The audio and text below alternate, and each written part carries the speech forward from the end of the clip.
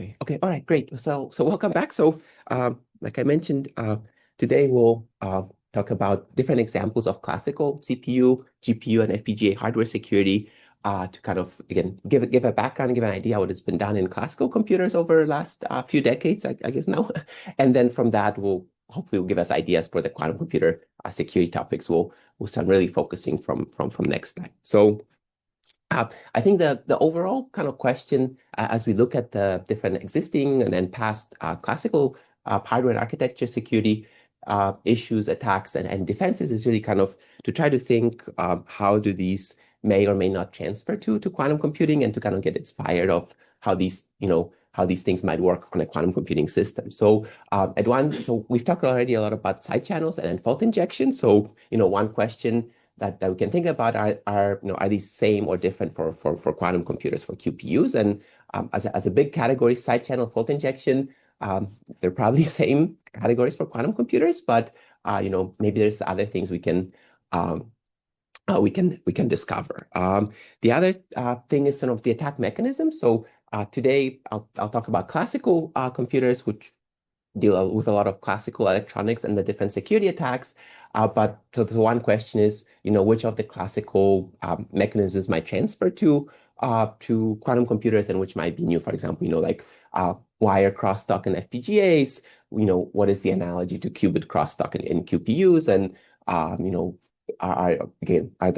they're definitely new mechanisms because you're dealing with different types of qubits, but which existing attack mechanisms might transfer? Another thing, by talking about different classical security works and existing sort of attacks and threat models, one question I think we want to think about is, the different ideas about the amount of access the attacker has to the target system, do they transfer to quantum computers, and how realistic these are? So for example, we'll talk about a lot of physical attacks on classical computers, which might be easier if you're attacking a laptop. But if you think about a quantum computer in a guarded data center, not everybody's going to have a million qubit quantum computer in their home. So maybe they will, but at least for now. So there might be sort of the question is how the threats, especially if you assume physical access, how realistic these might be in quantum computing. And we'll not talk directly about supply chain, but supply chain security somehow is always there and actually keeps growing in importance these days. And how the supply chain affect quantum computing. I think one huge difference is that the quantum computing supply chain is very limited. There's like 3 companies that make fridges. There's very, very few companies that manufacture and sell this equipment. But as the ecosystem gets bigger, do the different ideas from the supply chain attacks transfer? And I think already we mentioned last time, for example, a lot of the software actually is in Python. And there's been a lot of news lately about Python software supply chain attacks targeting, machine learning libraries. But why not quantum computing libraries that are using Python? So how does the supply chain attacks transfer? Something to keep in mind. So although we'll talk today about only classical security, maybe try to keep in mind how these ideas or how they could transfer to quantum computers. Actually, maybe I should have defined this earlier, but we talk a lot about hardware attacks, architecture attacks. So I sought to kind of more clearly define that when we're talking about the security, we're here really focusing about architecture level attacks and hardware level attacks, but not really software level attacks like email viruses, things like that. But in all of the attacks that I'll discuss today, it really falls under the broad categories or architecture security or hardware security, which really means that for architecture security, basically you look at the security issues at the instruction set architecture or above in the computer system. You think about processor caches, processor memories, kind of how these can be sort of abused, and then also how can they be defended. And then hardware security more focuses on the physical components, transistors, logic gates, the PCB, the motherboard. Sometimes the distinction between architecture and hardware security is kind of vague, but really you can think of it that it's really kind of focusing or somewhere around the instruction set architecture or the physical devices um, in the system. And then so kind of why work on on hardware architecture security? That's kind of a one question. So one motivation is that really, running basically you could implement a lot of security features in software, but as software gets bigger, operating systems, millions of lines of code, it's really hard to verify. Nowadays, AI is generating a bunch of code that's hard to verify so far. So basically, the complexity of the software means that you want to kind of focus on hardware as a means of providing security features, and also the software runs on top of the hardware. So if there's any hardware problems, then they will affect the software. So really focusing on software security is not sufficient. And then, we have these issues of side channel attacks. For example, again, if somebody has physical access to your device, or maybe you don't trust the cloud operator who might have physical access to the device, how do you provide protections? Or especially in the cloud, many users are sharing the same devices, so that can induce side channels and potential security threats. So these side channels, as we see some examples today, are really through the hardware. So they're not the side channels are sort of not at the at the software level, but really one, as we'll see, one user somehow gains some more access to the physical level through which the side channel leaks to the other user. So we will see that the sort of having some access or gaining access to a lower level allows for some side channels and also physical attacks. Like a lot of, again, if you have protections only in software, then you can't really prevent somebody from okay, you can do encryption and certain mechanisms, but if somebody has really probing ability on your target device, something really can't really consider it just software level.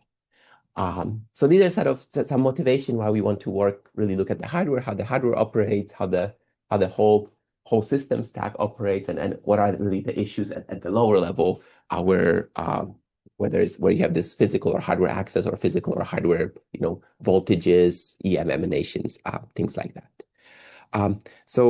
This is a slide actually I've used before just to motivate the reason why we want to work on quantum computer security, but really the purpose of the slide is kind of show some of the major hardware security issues in classical computers, and that it really in classical computers it has taken, there are many issues, and then also it has taken time to sort of discover and fix those issues. And as a motivation for our course, we want to sort of prevent similar things from happening in quantum computers. So you have here just some examples of 1940s. Before 1940s, we have the transistor was invented, and then IBM and others started building bigger and bigger computers. And for example, one common feature of many computers, actually probably introduced in IBM mainframes, but really found in all the machines right now, are processor caches. So how many people are familiar with processor caches?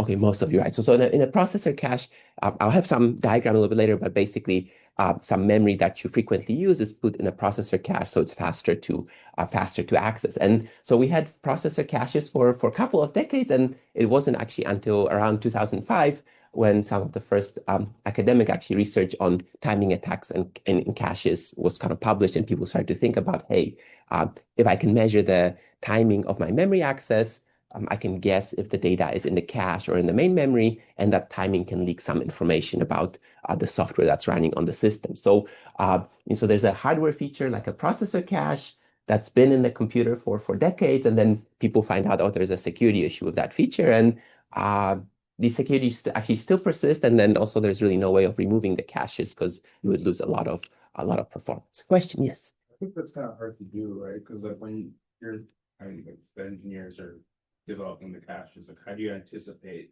what the problems will be? Right, exactly right. Right. So, I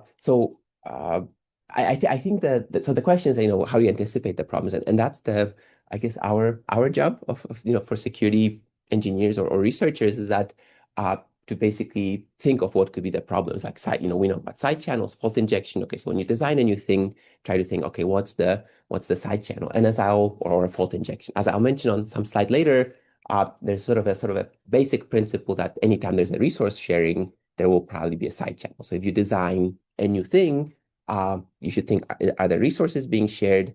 And if resources are being shared, then there's probably a side channel. So yeah, so it's kind of hard to think, but I also think that people just didn't think about security, or they don't think about security. The performance is most important, but if you start thinking about security early, you can anticipate these things. So great question. And another kind of example from classical computers is speculative execution. So how many people are familiar with speculative execution processor architecture? Maybe you took a class a little bit. Okay, so I will not have example of this, but basically the idea is that your processor speculates or tries to predict what to execute. So sometimes when the processor is waiting for some data to arrive, it can guess what might be the data, you execute, and then if you do it wrongly, then you roll back. And then this gives huge performance benefit because you can predict things quite well, but it actually leads to security exploits. And actually in 2018, there was a bunch of famous academic papers that came out on Spectre and Meltdown, where you can abuse you force the processor to misspeculate, it starts to execute, it starts to leak some information, and then it recovers.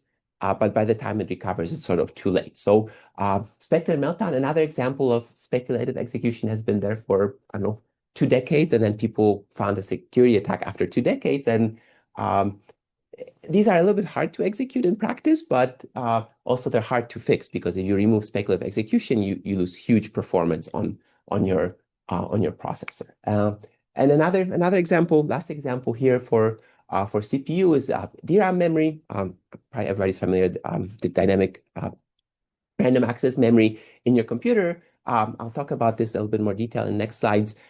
Basically, by abusing the fact that the data is stored in capacitors, and you can actually, accessing certain capacitors causes other capacitors to leak and possibly lose their data. You have these row hammer attacks.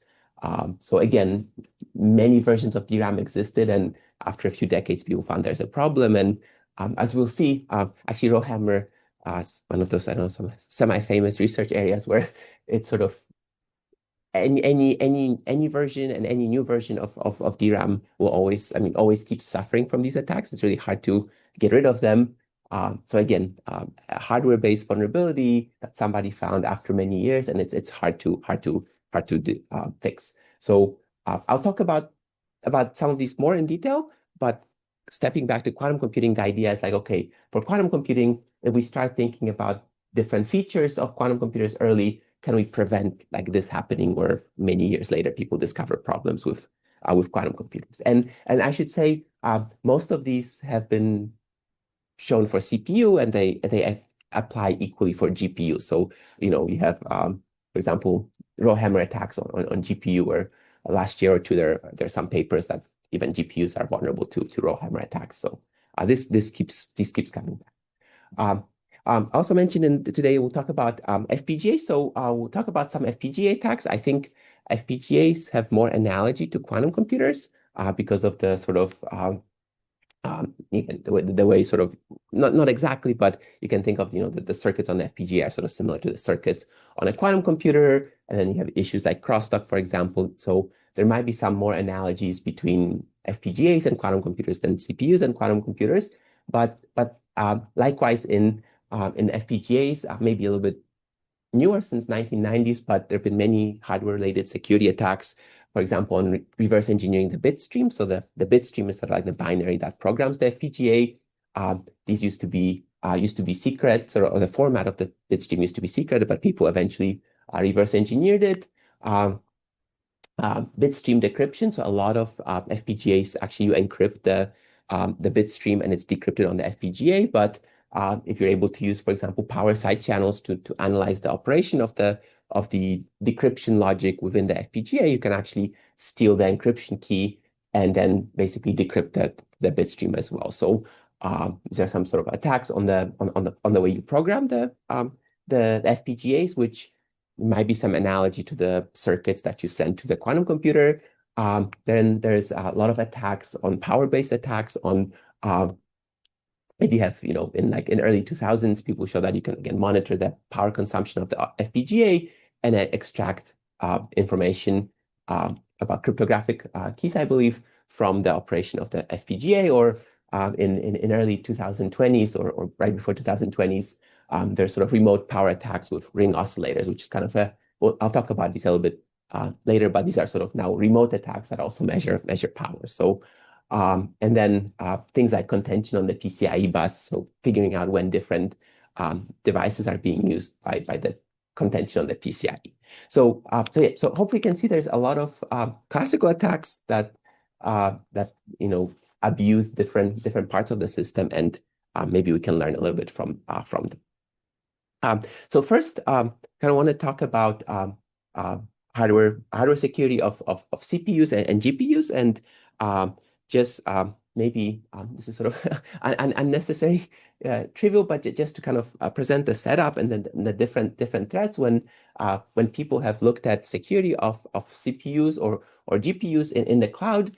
We have this sort of expected model that there's a server, you have a bunch of CPUs, physical CPUs on that server, and then these are made available to remote users. And of course, the cloud has a bunch of these servers connected in some network, and then there's some users who connect to the servers to run their code. So this is not unlike the current cloud-based quantum computers where you have a user that's connecting to the quantum computer. And maybe a little bit unlike or currently for quantum computers, but probably in future this would be the case.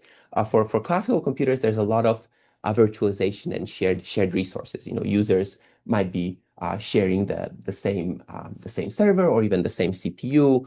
So you have a lot of sort of either single tenant deployments where it's kind of like a bare metal where you get a whole machine, or most of the deployments are multi-tenant. So like if you go to Amazon Web Services and you rent a virtual machine, your virtual machine is probably running along a bunch of other users on the same physical CPU. So you have this multi-tenant setup. And for CPUs in the cloud, all these yeah, good. That's a picture. All the CPUs are the server, and there's a bunch of servers that are being shared. For GPUs, the setup is very similar, but the only difference is that now you have this GPU boards which are connected typically through a PCIe bus to the server. So here you might have some contention, with the CPUs or among the CPUs through the memory bus or through the memory.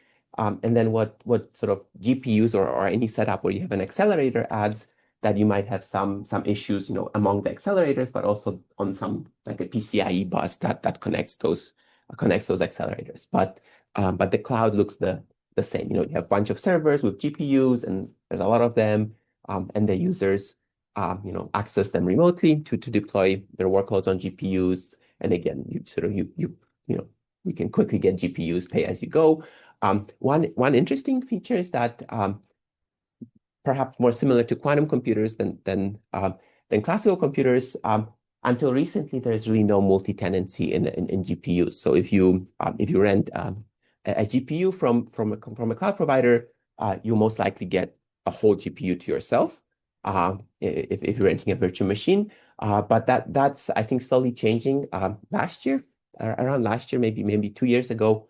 Now, NVIDIA introduced this MIG, multi-instance GPU, which basically means one physical GPU can be partitioned, I believe, into seven sort of virtual GPUs so the hardware allows for sort of helps with the partitioning, and already there's some security issues with that, but again, things are moving to multi-tenancy. You had single user GPUs, now there are multi-tenant user GPUs. So that will probably be similar for quantum computers, where you have single user quantum computers, and then there'll be multi-tenant. So this is kind of a cloud setup, and I don't know, any questions?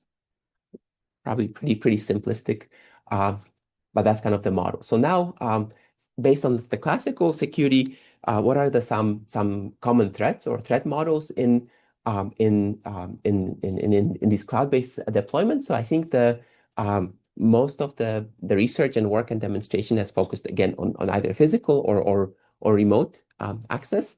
And then for physical attacks, again, we have side channels and fault injection, and most of the time the work is motivated by this idea of malicious insider or somebody who has physical access in the data center to the servers, and that could be just a malicious employee that wants to kind of mess with things, or maybe somebody is paid for to kind of go into the data center and help monitor these devices, or maybe in some cases the government covertly tries to go into the data center to collect things. So the idea here with the physical access is that the attacker isn't messing with the software of the cloud. They're physically in the data center through some means.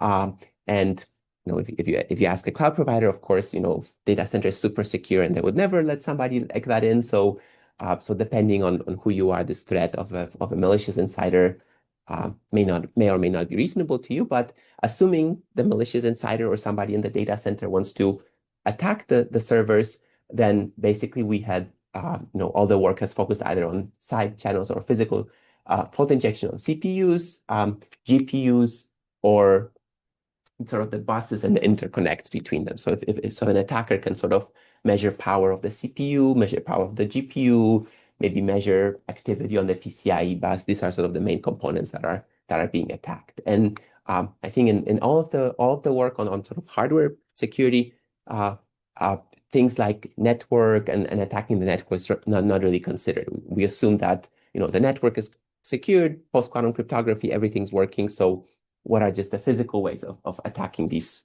devices? And then for remote access, whenever we say like remote attacks, it really means that the user doesn't have a physical access, but they're able to run some software on the target CPU or GPU, and then gain some information or cause some faults through that. So in general, there's sort of single tenant threats. So whenever we see say single tenant, the idea is that the user has a whole CPU or a whole GPU to themselves, but there might be other users on other CPUs, on other GPUs that they try to interfere with or learn about. Or in the single tenant setting, once the user finishes, there might be a different user on the same device. So single tenant kind of implies that at one time there's one user on the CPU or on the GPU, but they could be there could be alternating, so the user could sort of try to attack another user later on the same device, or another user that's running on a different device at the same time. And then for multi-tenant, I think we really mean that multiple users are on the same CPU or the same CPU, so they're really sharing the same device. And then by user here, I mean some code. So the user is running some code, and then another user's code is running on the same device, or user is running some code on one CPU, another user's code is running on a different CPU. So these are the kind of, from the classical hardware security work, these are really the two main setups in the cloud, that physical access or remote, and then different multi-tenancy. Okay, so now how does this connect to hardware security, especially if you have users not on the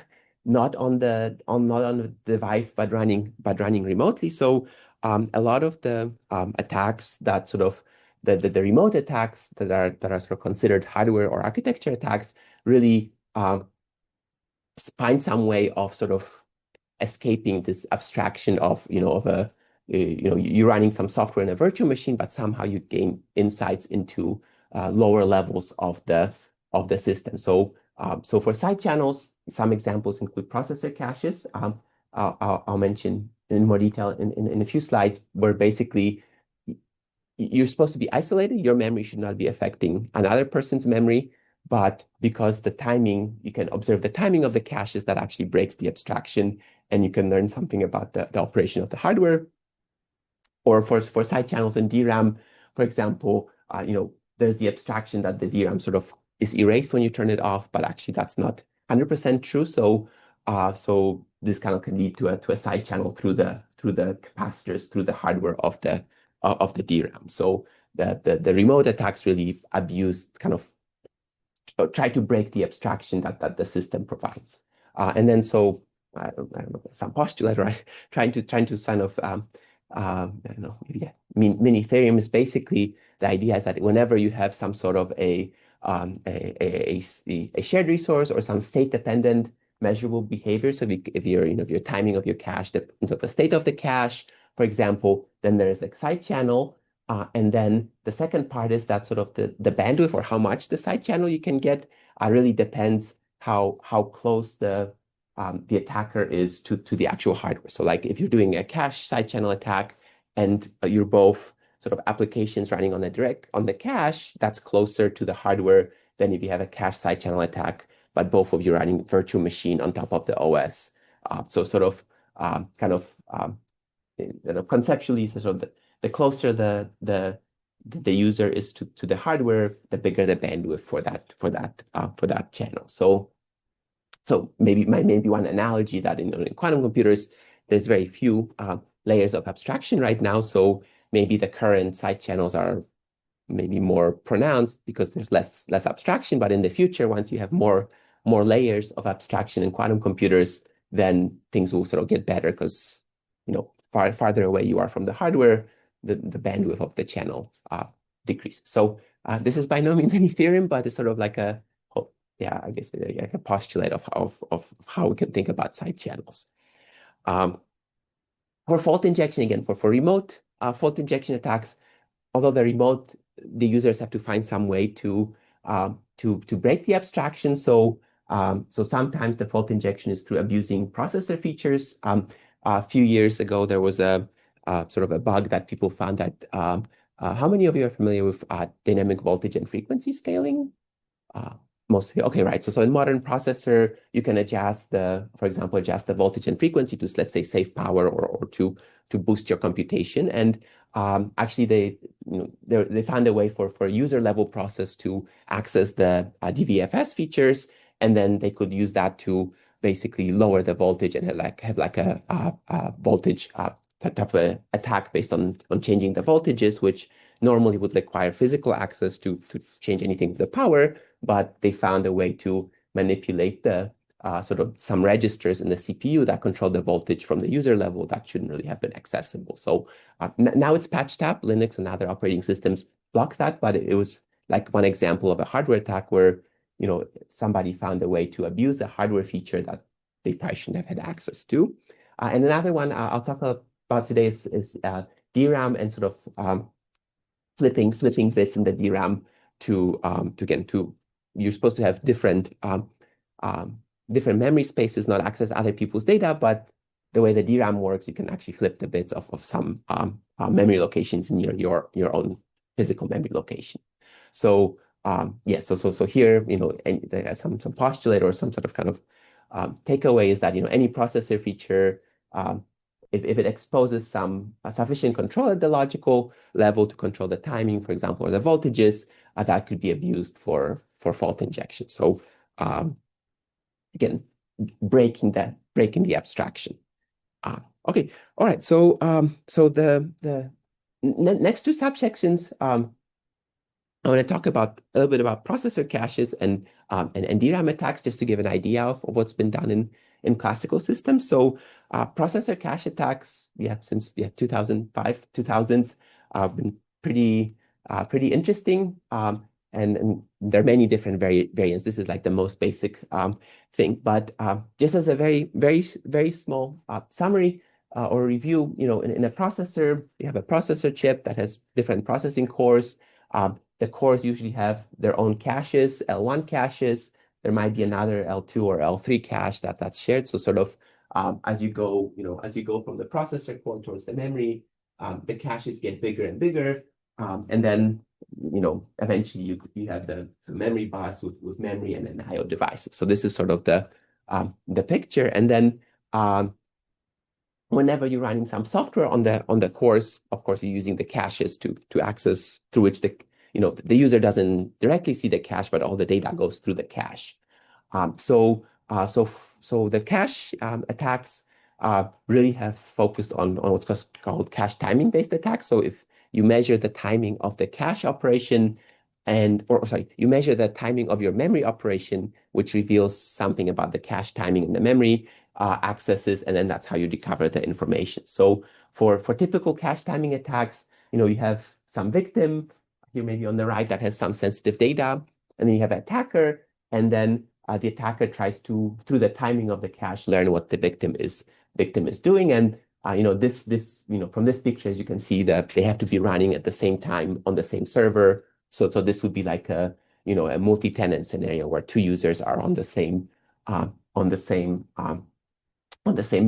and on the same CPU. And then so attacker kind of monitors the timing, and usually that's pretty easy because you just do some memory accesses, and you measure the time that it took you to execute them. And people have done some crazy things, like even if you disable ability to measure time locally, you can use network protocol timing to get the timing. So it's really hard to deny the user access to time. And then if they have access to time, they can measure how long their memory operations take, and then see what the other user is doing. And then there are many different instructions that basically have timing dependent behavior. It's like load or store. That's an obvious one, but for example, flush. So there are instructions to flush the cache, but for some optimizations, like if the data in the cache is not dirty, hasn't been modified, you don't have to flash it back to memory. So if you can measure the timing of the flush instruction, you can guess if the data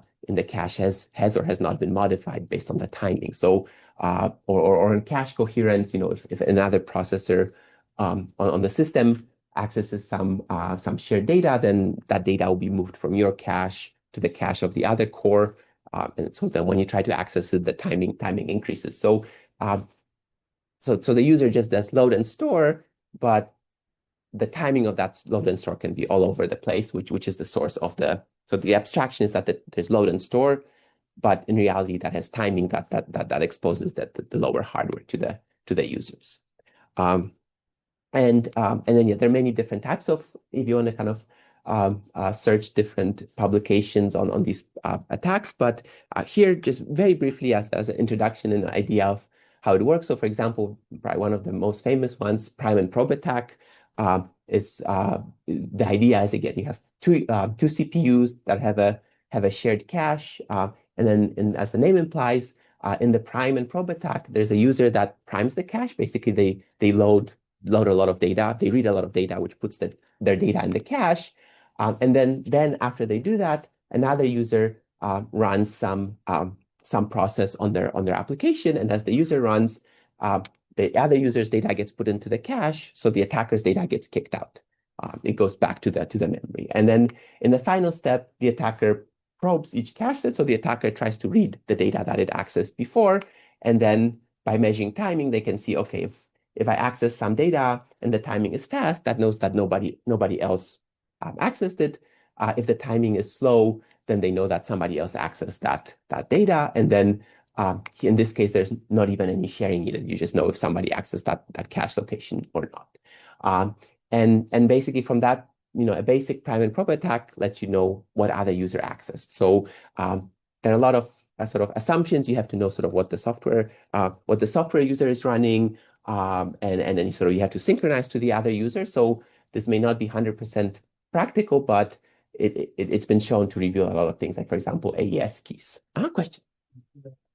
The middle axis there that's done by the victim, is that marking it in the cache as dirty, and that's what causes the second access by the attacker to be slower? So this actually doesn't even require writing the data. So the data doesn't have to be clean or dirty. The idea is that the attacker has some data in the cache, and then when another user tries to just read some memory, the cache is full. So there's no way, but something has to be kicked out of the cache. So then as a second user, as the victim accesses some memory, the attacker's data is forced out to make space for the victim. And then the victim doesn't have to write anything, they just have to read some data. And then the attacker, in the final step, the attacker tries to read their own data again. And then even though this data hasn't been modified, it's been kicked out of the cache, so it takes longer to bring in. That requires some knowledge about the eviction. Exactly right. So these a lot of the a lot of the issues are in practice that you have to, first of all, you have to really know, to get useful information, you have to know what the victim is doing. Like, well, what are these memory locations? Maybe if the victim is using, like, if the victim is doing AES encryption, then maybe you can correlate the entries of the cache to the S box. Like, maybe you remember we talked about the AES algorithm, and at one point there's like a S box that you look up some data, right? So if each of these corresponds to some item you looked up in the S box, you can guess something about the secret key. But yeah, you have to know the algorithm, you have to know the memory pattern, and you have to be like really well synchronized. Very, very good. So these hardware attacks do have number of assumptions, but on the other hand, by measuring the timing, you get some insights. And then this is a different attack, flash and reload. A few years later, but there are many different versions. So in the flash and reload attack, you have again you have two CPUs, victim and the attacker. But now in this setting, actually, so in the previous setting there was no shared data. In this setting, there is some shared data. So like a shared library or something that the users are using. So in the first step, the attacker actually accesses some random data to force specific, the shared memory to be kicked out of the cache. And then the victim runs some code to access the shared data. So they actually bring the data back into the cache. And then now the attacker reloads the shared data and again measures the timing. So now it's sort of opposite. If the timing is longer, then the attacker knows that the victim was using that same shared data. If the timing is shorter, then they weren't. And it does require some sort of shared library or shared data, but again, you use the timing. So I'm sorry, the earlier question, you also, the replacement policy, right? So you have to, so there's sort of different randomized caches that try to randomize the replacement policy, but then people try to reverse engineer the policy to do it. But indeed, you have to also know the replacement policy or how the data maps from the logical address to the physical address in the cache. And then these actually, quite old, and then maybe you have to have a lot of assumptions, but actually when sort of the cache side channel attacks, I think became more visible when we have these Spectre and Meltdown attacks. So actually these transient execution attacks, the way they work, there's sort of actually really two steps. So in a transient execution attack, the processor guesses what to do and then it starts executing. And then if it figures out that it has executed incorrectly, it goes back and undoes all the computation. So the data, so at the end of the day, that the data is correct, even if you have to sort of undo the computation. But what the trick most of the time is that as you do this transient as you guess something and then you execute, you're bringing data into the memory, into the caches, and then that basically, you displace some data in the cache. And then when you figure out that the execution was incorrect, you undo everything and everything is fine, but you cannot really undo the state of the cache. So now, even though you mispredicted and you fixed everything, the state of the cache is already modified. And then, so the transient execution attacks actually sort of put the data, sort of encode the data as the state of the cache, and then you separately use one of the cache timing attacks to recover the secret. So you encode the secret into the sort of the position in the cache, and then the cache timing attacks let you figure out which cache position was affected. So this is just I borrowed it from some of my other slides, but if you want to read about Spectre and Meltdown, you'll see now a dozen different variants, and actually most of them leverage cache timing attacks as a way to get the data out. So some nice connection between, so like you like, I guess, like in the news and the software, you always hear about, people chaining some software exploits to get something better. This is kind of the same in hardware. You chain transient execution with cache timing to get a better attack. So very similar. So when we think about quantum computers, currently there's no quantum memory, but people are working on quantum random access memories. as you have things like possibly like caches or different levels of hierarchy in the quantum memories, these things will become, cache-like attacks might become possible. And speculative execution, I think speculative execution would be really interesting because we mentioned, in quantum circuits, you sort of execute from the beginning to the end. And then there's no if statements, really, there's no branches, there's things like that. So it's interesting. Will there be like spectra type attacks for quantum computers? If it's a straight execution, maybe not, but who knows? There might be some in the future, some places where you guess something and I don't know, if you guess wrong, you have to re-execute. So that's something to think about. Like we'll probably have cache-like timing attacks for quantum memories, but we may not have transient execution attacks for quantum computers. But never say never, somebody will come up with it. So yeah, question. You point in the future of quantum memory, does that change kind of the security model of like the analog control pulses and needing to have the classical coprocessor? Yeah, so quantum memory, I guess, would can change something. So one thing, I guess maybe I didn't talk about explicitly, but today when you have a quantum circuit, I think I did. All the input data is initialized in the circuit. So your circuit contains you do the state preparation and then you execute. So if you measure the control pulses during the state preparation, you can extract the input data. Now, if you have a quantum memory, that sort of goes away because that memory is somewhere, and measuring the control pulses, you cannot. So when you have quantum memories, you probably, at some point you have to write to the quantum memory. So, but assuming the data is already in the quantum memory, maybe from a quantum sensor, then using pulse level attacks or monitoring the operation of quantum computer to extract the inputs probably becomes impossible or highly unlikely. But then, yeah, but if the quantum memory becomes if people are developing different error correction codes, let's say for computation and memories, like if the memory of a system is one part and the computation is another, and again, now you have multiple users trying to access that quantum memory, then there might be like some delays, and then you can guess things. So, there might be less attacks due to like monitoring the pulses, but there might be new attacks like due to timing, possibly. That's something. Okay, so cache timing attacks. So something to think about when we think about quantum computers, especially in the future with memories. What is the analogy?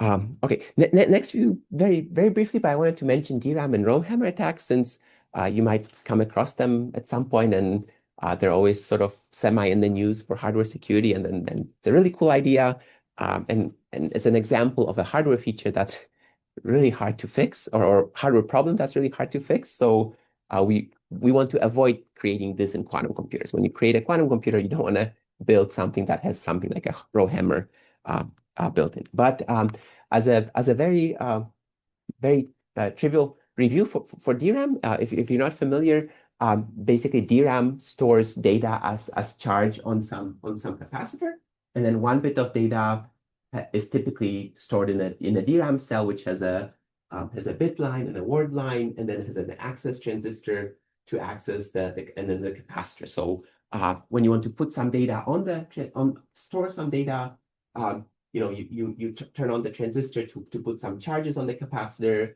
and then when you want to read the data, you turn on the transistor again, and then the charges leak out and they go to a sense amplifier to read out the data. Compared to like SRAM, which has 6 transistors, DRAM has 1 transistor and a capacitor, so it's much smaller. But there's, for example, one problem that every time you read the data, you actually destroy it. You turn on the transistor, the charges leak, and then the capacitor zeroes out. So every time you read, you actually have to write back to it. So that's why DRAM is a volatile memory. Is that basically for 2 reasons, but one of the reasons is that you have to keep refreshing. So if you stop, if you read and you don't refresh it, then you lose the data, or naturally the capacitors leak. So as if you put some charge on the capacitor, it will, there's some path, and the insulator may be not perfect, and it leaks the charge. So So you need to periodically refresh the DRAM. And then so one of the key part is that the cells lose state over time, and then you have to refresh them, and sort of how you can affect the capacitor changes its state. As a small aside, you can actually store how you store, like, if charged capacitor is one or a or is if charged capacitor is 1 or a 0, it actually depends on the design of the DRAMs, and actually often, you know, adjacent cells or maybe different parts of the DRAM, some might encode charge as a 1, and others might encode charge as a 0. So whether, you know, whether a charged capacitor is a 1 or a 0, that depends on how the decoder works. It's just kind of logically how you define. So the capacitors, the one feature is they lose charge over time. So one small aside, I thought this is really cool. So we're talking about Rowhammer attack, but very relevant, and I believe published the same year were the cold boot attacks. So and then this actually shows how you break the abstraction of one of the layers of the computer system, is that sort of DRAM you assume is volatile and it loses the charge when you turn it off. But what some of the researchers did was really cool. This is from the research paper. Basically, you know, you take a DRAM and then you freeze it. So when you lower the temperature sufficiently, the decay is actually very slow. So you can take a DRAM, you can freeze it, and then you take it out, and then, you know, you can keep it for a number of minutes outside, and it actually retains the data in the DRAM. So this way, if your data in the DRAM is not encrypted, you know, somebody can basically open up the laptop, freeze the memory, transfer it to a different device, and then extract the data. And now more and more devices encrypt the data in DRAM for this reason. But it was really cool. And then the other really cool thing was, this is I guess more the hacky part. Well, how do you freeze the DRAM, right? You know, you could use liquid nitrogen or something like that, but not everybody carries liquid nitrogen with them in their pocket. So actually you can see they used one of those spray cans for the spray air, but apparently if you turn it upside down, it sort of disperses the liquid, the condensed liquid, and then as it expands, it cools rapidly. So it's sort of a hacky way. And then other people after that did it with liquid nitrogen. I believe there's one research paper where they did it on a smartphone, and they put the smartphone in the freezer, and basically that was enough to keep the data. So again, we have this assumption that DRAM loses data over time, but it does not actually lose data over time if you freeze it long enough. And so this is called a cold boot attack, and it requires physical access, but it's a way of extracting data. So if you have something sensitive, make sure to encrypt your DRAM on your laptop. But coming back to the Rowhammer, just very quickly, this is a more detailed picture I borrow from some other slides. Basically, in a DRAM, you have these cells that store data, and then you have this array where, you know, you have a bunch of rows and bunch of columns, and then your 32-bit or whatever words are stored in the rows. So whenever you want to write to the data, you activate one of the word lines and the corresponding bit lines to let the capacitors charge. And then whenever you want to read, you just turn on the word line. The charges go to these sense amplifiers, and then that basically reads out the data from the memory. But the one thing, like we already mentioned, you have to refresh. So every time you read the memory, you access the capacitor, but then right after you read it, you have to take that same data and write it back down into the capacitor. So each read causes the capacitor to charge and discharge, even if you're not writing. It's simply just to read. You discharge the capacitor, and then you charge it back up again with the current data that you've had. And that's the sort of the operation of the DRAM, and then this was exploited in the Rowhammer, where, you know, so you have DRAM is this 2D array, and then you can think of it that different users' data will be mapped to different physical addresses in the DRAM, which get mapped to different rows in the DRAM. So the idea, or what was discovered, is that basically if if one user constantly accesses one row of DRAM, then actually the data in the adjacent DRAM rows might flip. So, let's say, so even if you have, again, you're breaking the abstraction that logically I cannot access, another user's memory, but by simply reading my own memory,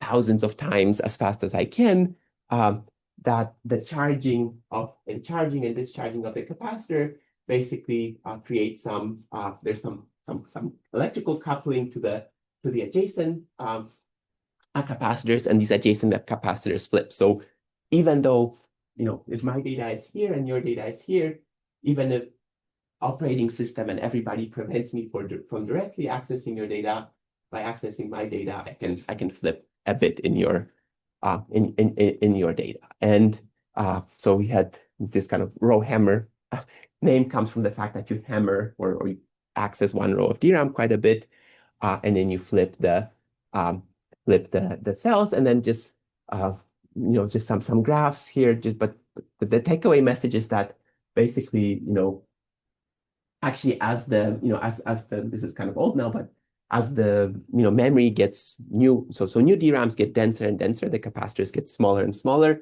There's more memory on DRAM, but basically the same thing continues as the DRAM gets denser. Actually, it becomes even easier to cause these bit flips. There are mechanisms. There are mechanisms in modern DRAMs like targeted row refresh, which is a hardware feature added to defend this attack. Basically, they try to detect the hardware of the DRAM tries to detect this malicious row hammer activity, but then the researchers have found a way to basically bypass the targeted row refresh. So there's this constant battle, but the takeaway message is if you want to do security research, you should work on row hammer because it's never going away. Recent DDR5 is vulnerable. High bandwidth memory HBM is vulnerable. DRAM on GPUs. So recently, NVIDIA GPUs were shown to have row hammer attacks, and DDR6 will likely be vulnerable. So sort of this hardware, basically the hardware design of DRAM contributes to this attack. I think it was a question.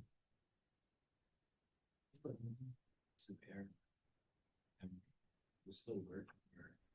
I just don't know how those two things.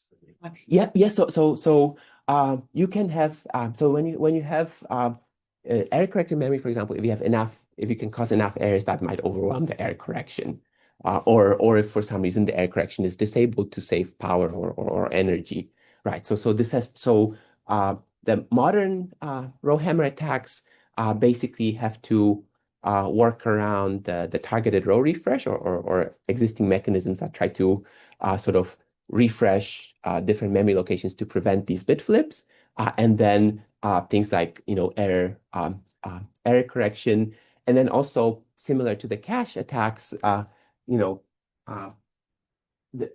say the attacker has to be near the victim, but how do you actually do it in practice? If you have like a Linux server with 100 users, how do you like engineering a situation where your data is in the row adjacent to the victim in the real system might be a challenge too. But if you can do it, then row hammer can work. And already, I mean, we have the analogy of sort of the crosstalk attacks in quantum computers. Some of the work has borrowed the name row hammer, where acting on certain qubits affects the adjacent qubits, and the mechanism is different, but the idea is sort of similar. And this is just another graph I borrowed here just to show that actually the distance from the might not have to be adjacent, but it could be a little bit farther away to still get some effect, and some sort of let's say practical applications of row hammer. So some of the early papers, for example, showed that if the bits that you flip correspond to the page table entries of the operating system, then, for example, you could disable some logical protection. You can flip like read-only bit in a page table, then suddenly somebody can write to that page table. So early papers targeted things like flipping bits in page tables or some valuable bits in the system to give the attacker more control. And more recently, of course, people are targeting machine learning. And then again, if you can flip the bits in DRAM and those bits corresponds to the weights of the machine learning model, then basically you're affecting the quality of the inference or maybe even break the way the machine learning model works. So flipping, finding some useful bits to flip is a challenge. So one, again, kind of very similar to crosstalk attacks in quantum computers, if you can somehow affect or flip certain qubits, maybe even if you can't read them, but just if you can, let's say, flip the bits or change the phase, maybe that's enough to create some problems. Cool. So so hopefully this gives you an idea about some major classical hardware security issues in CPUs, and these are applicable to GPUs. We have a few minutes left. So in this last part, I wanted to kind of talk about some hardware security issues in FPGAs to kind of show what's been done in classical FPGAs in the cloud. So all of these are sort of in the cloud. And when we consider FPGAs in the cloud, the setup is again very similar to the GPU, where you have the server and then the FPGA boards are connected to the server via the PCIe bus. And then this is actually Amazon EC2 offers a cloud-based FPGA since like mid 2010s. There's some academic data centers, so this is not the most widely known feature of cloud computing, but many cloud providers offer you access to FPGAs in this way, where the server has multiple PCIe attached FPGA boards, and of course you have many servers in the data center, and the same setup. And within the setup, again, similar to GPUs, there are many different possible attacks. So this picture just tries to show you some more details of how what's the interaction between the FPGAs. So for example, within the same server, of course, all the FPGAs might be isolated, but they all share a common PCIe bus or common NUMA node in servers. But there's also other things like cooling, shared power. So again, there could be some issues of a shared PCIe bus, but people have also explored issues of like shared power supply among different at the end of the day, all the FPGAs or GPUs or CPUs are powered from the same power supply on the server. So even though they're isolated, they're sharing the power. And then again, many servers share again same power networking. So there's a lot of shared resources. The farther you get away from the board, the less likely it's to kind of exploit the shared resource, but still might be possible. So there's many, and then of course you can also share things within the FPGA. So if you consider multi-tenant FPGAs, you might have multiple users on the FPGA. So what's been done in classical FPGAs, basically again the same idea of a sort of a malicious insider, that the cloud provider, whoever, is probably trusted, but the problem is that if there's just one person inside that could monitor the operation of the hardware, they can do some physical attacks, or if somebody can load code remotely. So there are different types of attacks, and actually I should mention, like, so detecting malicious circuits in FPGAs is actually one possible extra problem is that scanning software is much easier for bugs and vulnerabilities. Somehow detecting malicious circuits is a more difficult problem, which actually might have some analogy to quantum computers, where how do you decide if a quantum circuit is malicious or it's just some weird new circuit that does some computation? So maybe some analogy. And again, we have single tenant or multi-tenant threads. And there are different ways of doing attacks with like ring oscillators and time to digital converters. So very briefly, just give you an idea of some of the hardware attacks on FPGAs in the cloud. Before that, really small aside about ring oscillators. So how many of you have taken like a FPGA or other course? A little bit, maybe. Have you heard about ring oscillators at all? A little bit. Okay, so basically the idea of a ring oscillator, like the name implies, is it's a sort of a feedback loop where you have a bunch of NOT gates connected to each other, and then basically finally the output connects to the input. And so the idea is that if you input oh yeah, we have an MH, right? So let's say if you input a 0, then the 0 gets inverted to a 1, and 1 in the next stage gets inverted to a 0, and that 0 gets inverted to a 1, and then this is fed back into the input. So now kind of the process continues. So the output of the ring, so it's kind of like a continuous feedback loop, and then the output of the ring oscillator sort of oscillates between ones and zeros, and then like you can see that the frequency of how fast the thing switches depends on the wire delay and then the transistor switching. So depending on how fast the transistor switches, that affects the output. And then so the key here is that the voltage or temperature affects the operation of the transistor. So the output, basically output of a ring oscillator, depends on the supply voltage to the transistors and the operating temperature of that system. So especially as the voltage drops, the frequency of the ring oscillator will drop. So you can by monitoring the frequency of ring oscillator, you can guess either the temperature or the voltage. And one interesting thing is that so like if you have a remote server, if you have a CPU or a GPU, the cloud provider doesn't give you information about the voltage or the frequency, except that one issue of the DVFS. But in FPGAs, actually, maybe you don't care because you can synthesize a ring oscillator and load it onto a FPGA. So it's kind of like an example of a possibly malicious circuit that you are able to construct to get some information that the cloud provider doesn't give you otherwise. And then there's a lot of research and kind of designs of you can have ring oscillators with some different modifications to make it more difficult to detect that it's a ring oscillator, to obfuscate it by adding some weird stages. But that's kind of a ring oscillator. It can be like a sensor for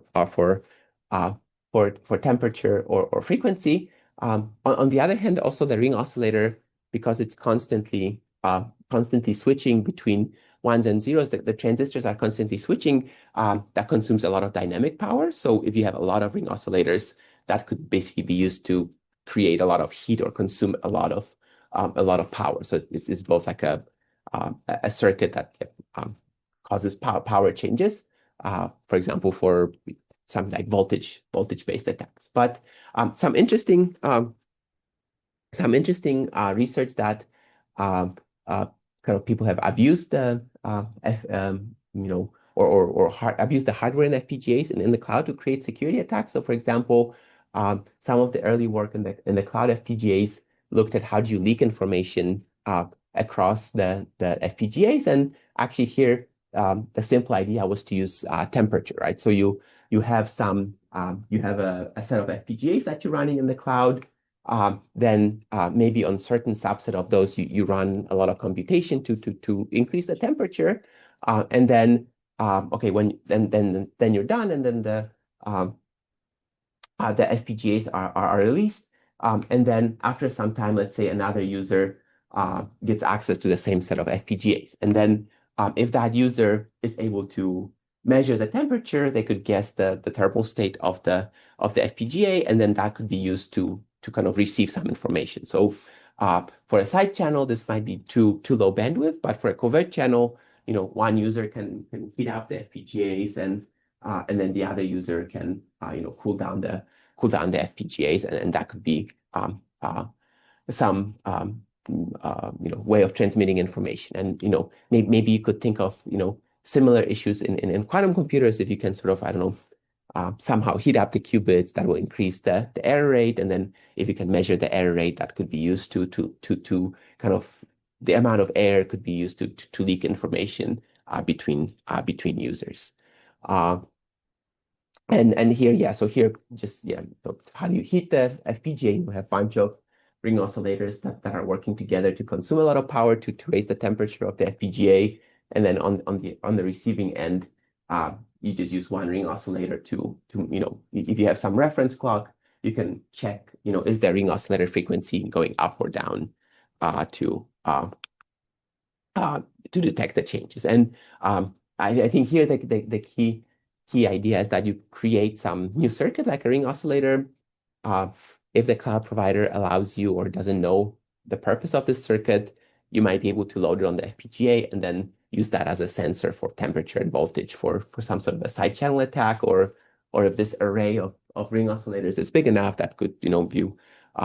There's actually one paper a few years ago where they built a circuit that had a huge array of ring oscillators, and they basically were able to turn them on so quickly that it consumed a huge amount of power, and it crashed an Amazon F1 instance just because the cloud server sort of monitors the power that's used by the FPGAs or GPUs or whatever, and it will stop things if it uses too much power.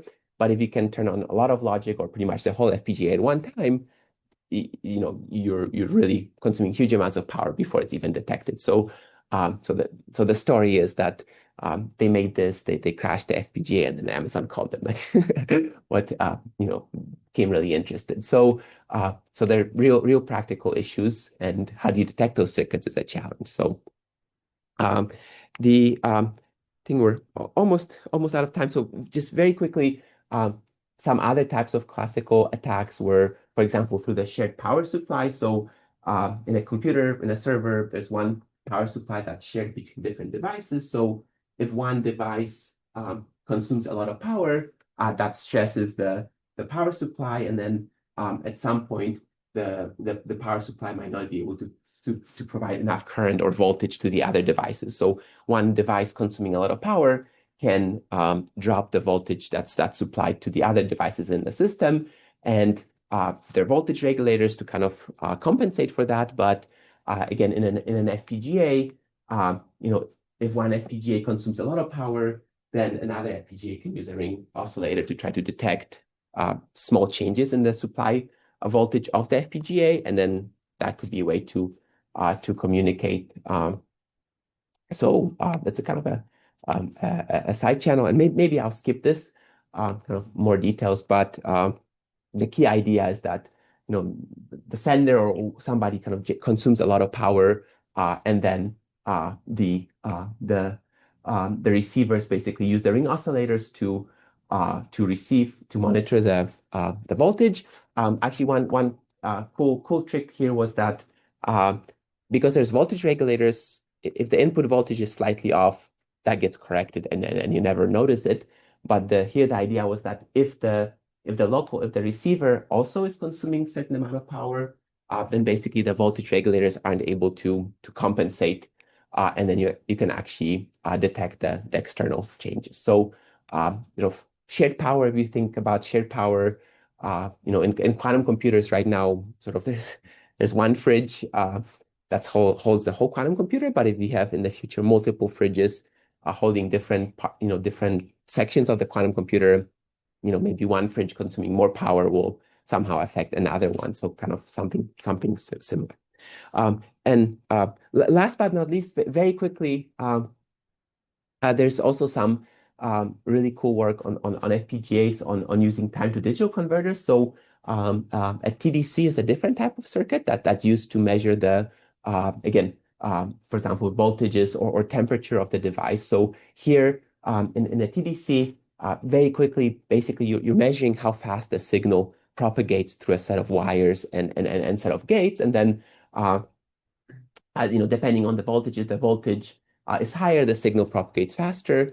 If the voltage is lower, the signal propagates more slowly. So in a TDC, in a time to digital converter, you basically send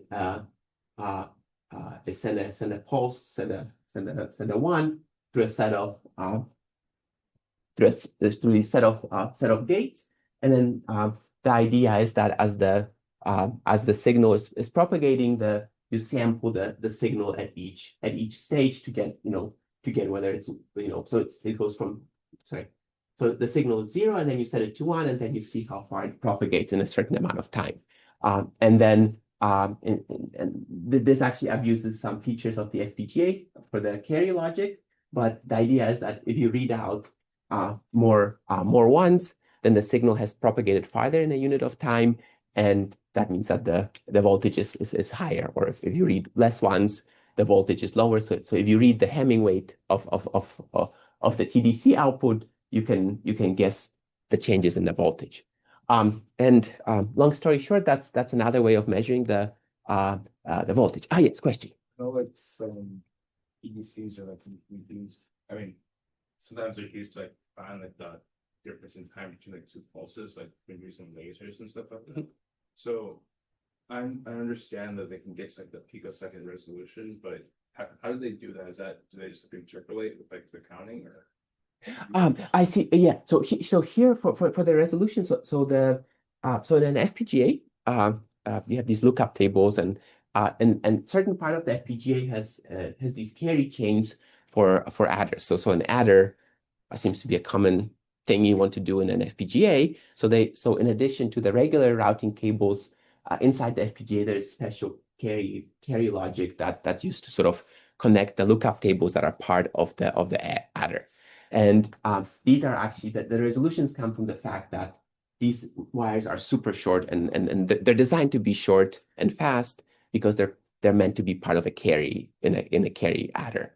So you want to add the adder to be fast. And what people kind of abused is the fact that because these are super short wires, the propagation across each segment is in that range. And then so in sort of at each segment, you send a signal, and then you send the input to a register, and then you send it to the next stage, and then again you send it to a register, and then and so forth. So the resolution comes from these carry adder, and then they're also pretty uniform because of the carry lines in the FPGA. I'm sorry, I forget what was the first paper on TDCs for the security purpose, but somebody had to figure out that you have these carry lines, and then they're very short and they're very uniform, and that's how they designed it. So again, kind of a feature that's meant for a fast adder is being abused as a sensor for security purposes. And so these can be much more sensitive than ROs to voltage and temperature changes. And then there was some work, maybe I'll skip it a little bit, on sort of if you have a multi-tenant FPGA, if within the FPGA you have multiple users, in some sense sharing the FPGAs, basically can one user, let's say, use a TDC to observe the power consumption of another user. So if you run a TDC, you can measure the voltage changes. You can measure the voltage changes much faster than the ring oscillator, so you can see what the other user has done. And for example, one application, of course, machine learning is very popular. So let's assume that that you have one user that has a TDC that measures the voltage of the FPGA, and then another user in another part of the FPGA is running a machine learning model. And then, for example, in the machine learning model, I believe in this target model, you might have some multiplication. So whenever there's a multiplication, you consume more power. And then let's say if there's no multiplication, or if you're multiplying with a 0, you consume less power, which actually corresponds to the pixels. So like if you have an image, dark or light image, sort of the power somehow corresponds to the white or black pixels, based on how much power is used for the for the multipliers. And then so an attacker can measure the power changes and they try to guess sort of the color of the pixel that's input to the machine learning model. And so the attacker is measuring the power while some other user is processing an input image, and then that kind of can be I don't know if there's some example. I don't think there's an example here, but basically you can discriminate if the pixels are light or dark. So